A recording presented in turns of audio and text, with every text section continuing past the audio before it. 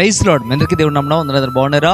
ఈరోజు దేవుని యొక్క వాగ్దానం, దేవుడు నీతో నాతో మాట్లాడును గాక.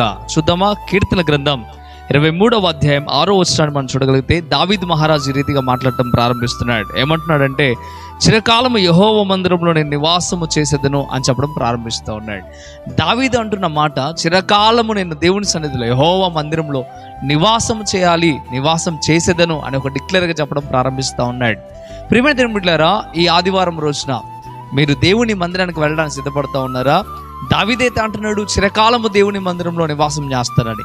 మీరు ఒకవేళ ఆదివారం కూడా మందిరానికి వెళ్ళకుండా, ప్రార్థన సమయాల్లో ప్రార్థనకు వెళ్ళకుండా ఒకవేళ నిర్లక్ష్యంగా ఉన్నారా?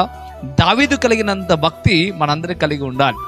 దావీదు చిరకాలము బ్రతుకు దినములన్నీ కూడా ప్రతిసారి దేవుని మందిరంలో ఉంటాను అని ఆయన మాట్లాడటం ప్రారంభిస్తూ ఉన్నాడు. మనం కూడా భక్తి కలిగిన వారమైతే, విశ్వాసం కలిగిన వారమైతే, నిజమైన క్రైస్తవులమైతే తప్పక ప్రతి ఆదివారం రోజున, ప్రార్థన క్రమాల రోజున ఖచ్చితంగా మందిరానికి వెళ్ళవలసిన వారమే ఉన్నాం.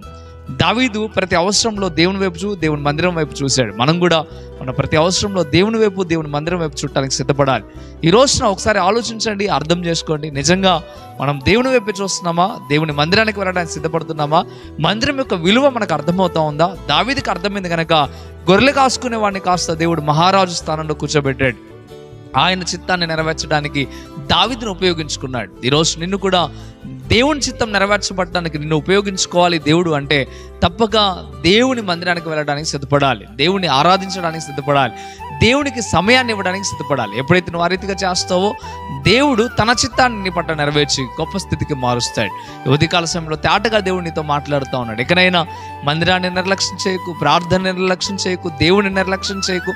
ఎప్పుడైతే నువ్వు ఆ రీతిగా ఉంటావో దేవుడు తప్పక నిన్ను, నీ కుటుంబాన్ని దీవిస్తాడు. మంచిది. ఈ మాటలు నీ జీవితంలో ఫలించాలని ఆశిస్తూ ఉన్నాను. నీకు కూడా అదే ఆశ కలిగి ఉన్నట్లయితే ప్రార్థనలోకి భవించండి. ప్రార్థన చేద్దాం. పరిశుద్ధుడా, గొప్ప దేవుడా, మీకు లెక్కలేని స్తోత్రం నైనా. ఈ ఉదయకాల సమయంలో తేటగా నీ ప్రజలతో మీరు మాట్లాడారు, అందుని బట్టి వందనాలు అయ్యా. ఈ పునరుద్ధాన దినమునందున ఈ ఆదివారం రోజున ప్రభువా, నమ్మకముగా యథార్థముగా నీ సన్నిధిలో గడపగలిగిన కృప నీ బిడ్డలకు కలుగు చేయమని బ్రతిమలాడుతూ ఉన్నాను ప్రభువా. మీకు వందనాలు. ఎంతోమంది ఈ దినాన్ని కూడా దొంగిలిస్తున్నారు.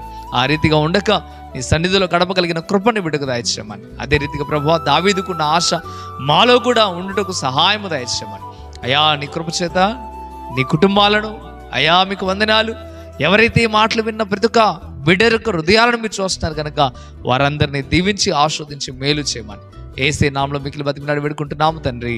ఆమేన్, ఆమేన్. ప్రియమైన దేవులారా, ఈ వాగ్దానం ద్వారా దేవుడు మీతో మాట్లాడినట్లయితే తప్పక వీడియోని లైక్ చేయండి. అంతేకాకుండా ఇంతవరకు కృపా TV India YouTube channel subscribe చేసుకోకపోతే ఇక్కడైనా మీరు సబ్స్క్రైబ్ చేయండి. ఈ వాగ్దానాన్ని అనేకులకు మీరు షేర్ చేయడం ద్వారా సువార్త ప్రకటించిన వారు అవుతారు, అనేకులను మీరు బలపరిచిన వారు అవుతారు. ప్రభు మిమ్మలను మీ కుటుంబాలను దీవించును గాక. ఆమేన్. God bless you.